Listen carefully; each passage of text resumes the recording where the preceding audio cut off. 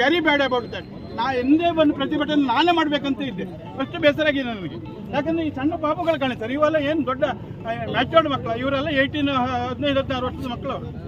ಹಾಂ, ಅವ್ರಿಗೆ ಎಷ್ಟು ಮತ್ತೆ ಹುಡುಗರು ಹಂಗೆ ಹುಡುಗರ ಇದರಲ್ಲಿ ಆ ಬಸ್ಸಿನ ಇದರಲ್ಲಿ ಈ ಕಡೆ ನೇತಾಡ್ತಾ 10-20 ಮಕ್ಕಳು ಆ ಸ್ಟೆಪ್ಪಿನಲ್ಲಿ ಇರ್ತಾರೆ.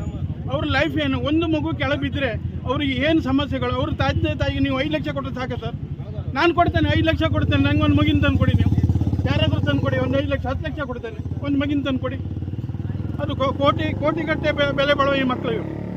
ಹಾಂ, ಅವರಿಗೆ ನಾನು ದಯವಿಟ್ಟು ನಿಮ್ಮೆಲ್ಲರ ಹತ್ರ ಪ್ರಾರ್ಥನೆ ಮಾಡೋದೇನೆಂದರೆ, ಅವರಿಗೆ ನೀವು ಏನೇ ಕೊಡೋದು ಬೇಡ, ಓನ್ಲಿ ವಿದ್ಯೆ ಕೊಡಿ, ವಿದ್ಯೆಗೆ ಸಪೋರ್ಟ್ ಮಾಡಿ ಸಾಕು. ಮೀಡಿಯಾದವ್ರ ಹತ್ರ ನಾವು ಬೇಡ್ಕೊಳ್ಳೋದು ಇಷ್ಟೇ, ದಯವಿಟ್ಟು ನಿಮ್ಮ ಹತ್ರ ಎಲ್ಲ ಕಣ್ಣಲ್ಲಿ ನೀರು ಬರ್ತದೇನೆ. ಯಾಕಂದರೆ ಅವರು ಕೊಡುವ ಕಷ್ಟ ಕಂಡ್ರೆ ನಮ್ಗೆ ಆಗೋದಿಲ್ಲ ಇದೆಲ್ಲ. ದಯವಿಟ್ಟು, ಯಾಕಂದರೆ ಇದನ್ನು ಹೇಗೆ ಕಂಡಿರಲ್ಲ, ನಾವು ಉಗ್ರವಾಗಿ ಪ್ರತಿಭಟಿಸ್ತೇವೆ ಇದರ ಬಗ್ಗೆ. ಉಗ್ರವಾಗಿ ಏನಂತೀರಿ?